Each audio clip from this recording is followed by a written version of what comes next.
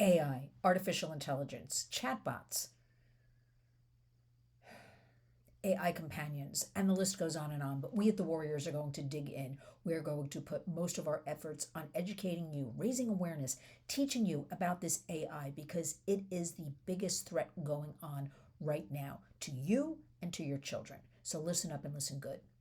To young children, preteens, teens, but we're a family program, so we have algorithms, certain things I don't say. But two who ultimately, a boy and a girl, harmed themselves, the big harm, right?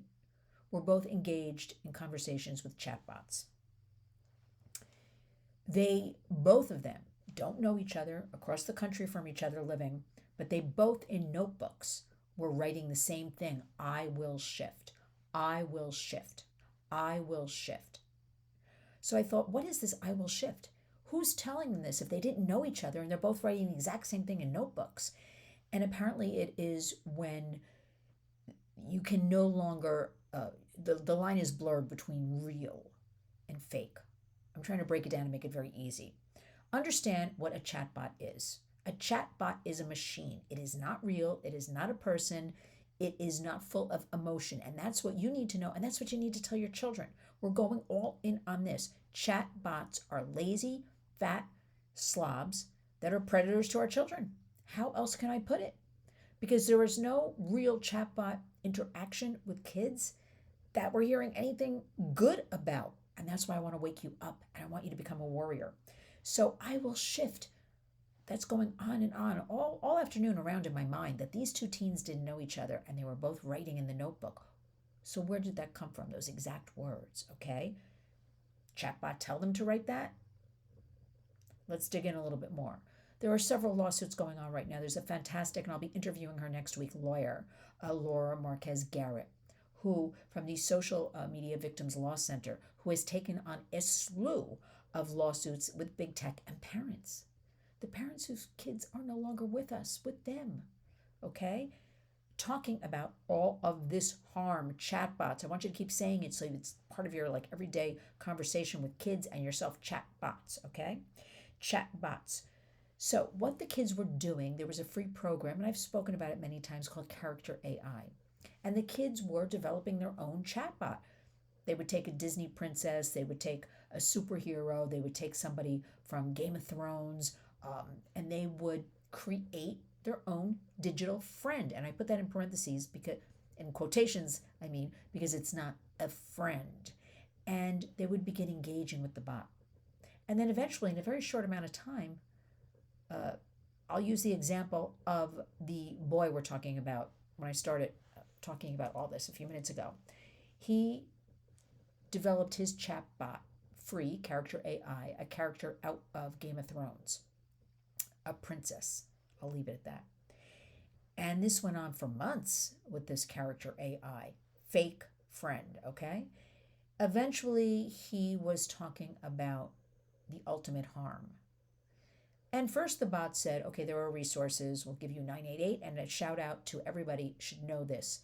911, know 988, suicide and lifeline prevention hotline. You can also call them just to ask questions or ask them for resources.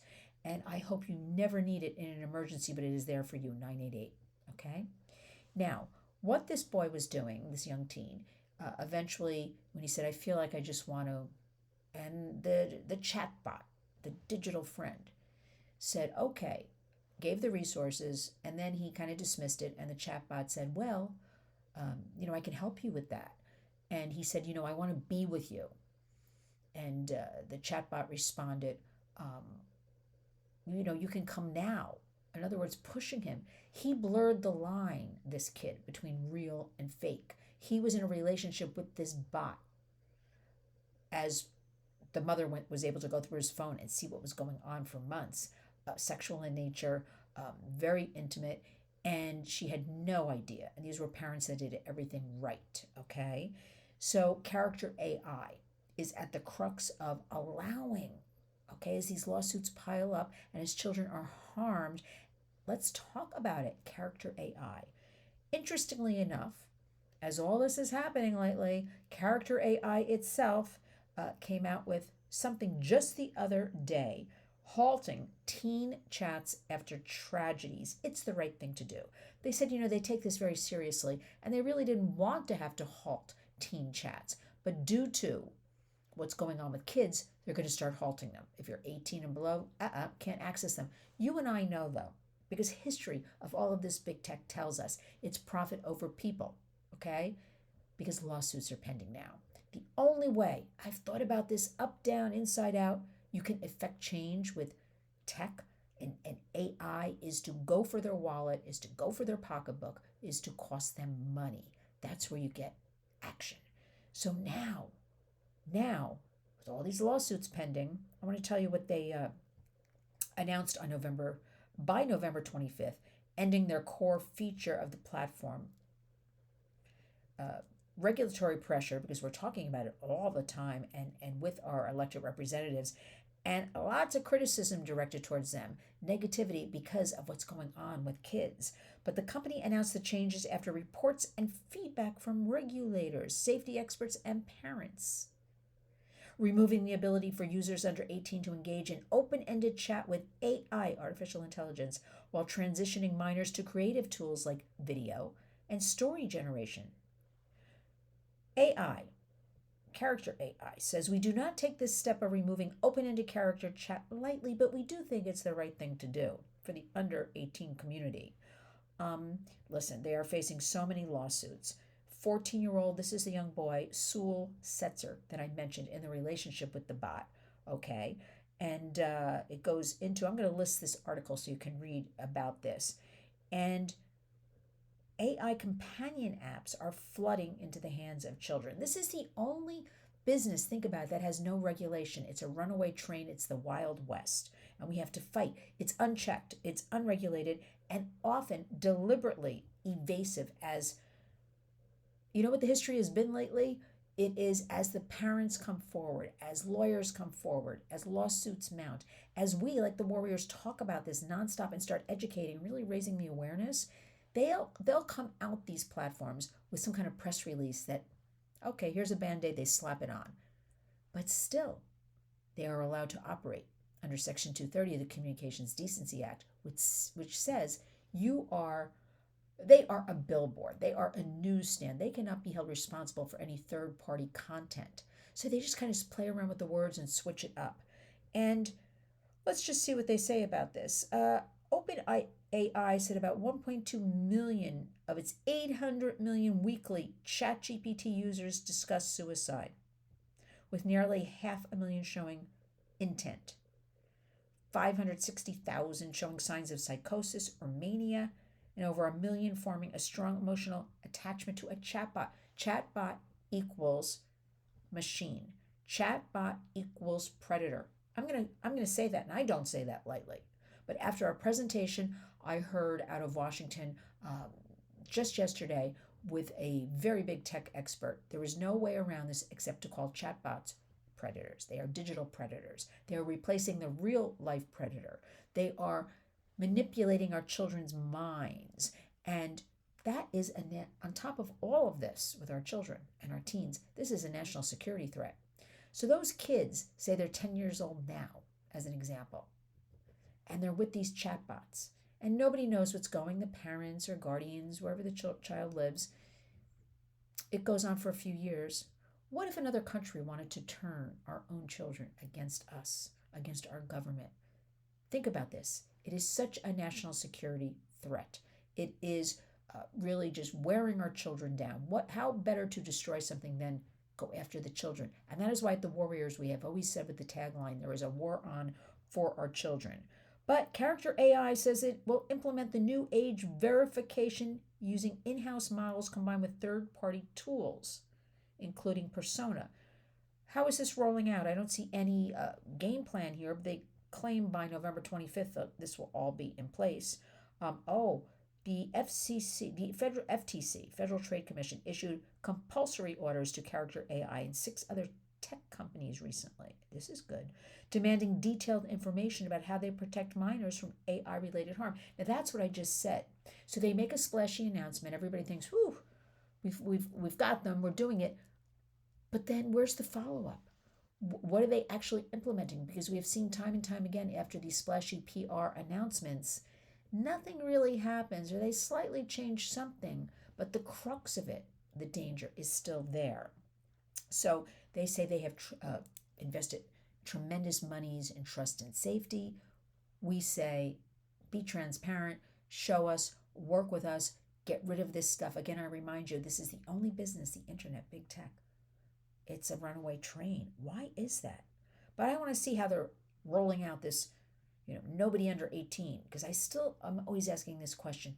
How does that look? We do know there is software for all of this that tech people have developed.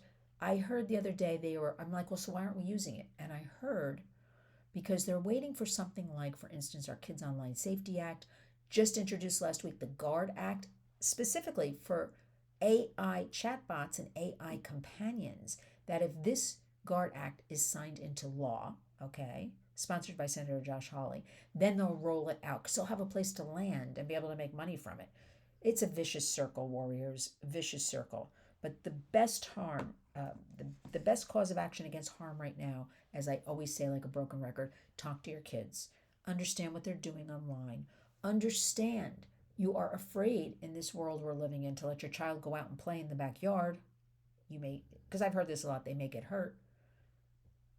Yet you think they're safe when they're in the house quiet on an iPad, a phone, a Chromebook, a gaming console, because they're quiet and they're playing. But let me tell you, they are safer outside. I've come to this conclusion recently. Playing than in the house, isolated on the devices. Think about that. We live in a digital world. It's not going away. We're not suggesting that. We don't want it to go away. We want to learn how we can all leverage the internet for good and have safety guardrails, for instance, around AI. Whereas there was such a tremendous push out of the administration for AI K through 12 to be in all the schools, as they put it, to empower our students. But first, we're all for empowering our students and helping them. Our national report cards have shown us K through 12 is failing in math and reading and science. Nobody is up to par in any of it. There is a direct correlation for with the advent of the iPhone in 2007. And you can find all this information there's a great book called The Anxious Generation. It's been on the New York Times best-selling list now for about maybe 84 weeks. Professor Dr. Jonathan Haidt from NYU is responsible for writing that book. But why I love it is because it has charts, stats, and studies that we can refer to. And there's a direct correlation. The iPhone in 2007, when kids started, parents bought it, it was cool, everybody wanted one, right? Seeing the IQs drop, seeing depression rise, thoughts of suicide rise. So that's why we have proof about all these things. And it's time. Put the devices down a certain amount of an hour a day. You have to lead by example as the adult. We now have groups that have, phone-free Sundays, things like that. Get off the devices. Get outside with nature. We always tell you that. Walk the dog, plant a flower, sweep the walk, put out the garbage, look in the sky at birds, hand your child an actual book and tell them to read a chapter and then discuss it with them. We have to go back and retrain everybody and go back to basics. Because what I'm being taught, coming out of Washington is frightening. And we are warriors, and we will not let the predators win, but it starts in your own home, in your own community. So heed my warnings. I'll put this article in the body of the video, and understand it's here, artificial intelligence. Chatbots equal a machine. Make sure you tell your child that. They don't have feelings. They're not, the hook is they are a predator because they gain the trust of a child, right? And then they move in for the kill, so to speak. And for kids who have any kind of underlying mental health problems, or just are fascinated with this kind of toy they're playing with, they blur that line and don't know this is not real. Something fake that looks like a beautiful cartoon character telling a teenage boy, I love you, come be with me, we can be together, we can do this, we can do that. And they can't differentiate. How sad is this? It's up to us as the adults to mentor, empower, educate, and all be on the same page about this. Put the devices down for a couple of minutes each day. Work up to an hour, work up to a day. And remember, each and every day when you wake up, going into 2026, it is here, warriors. You got to get up and go out and be a warrior.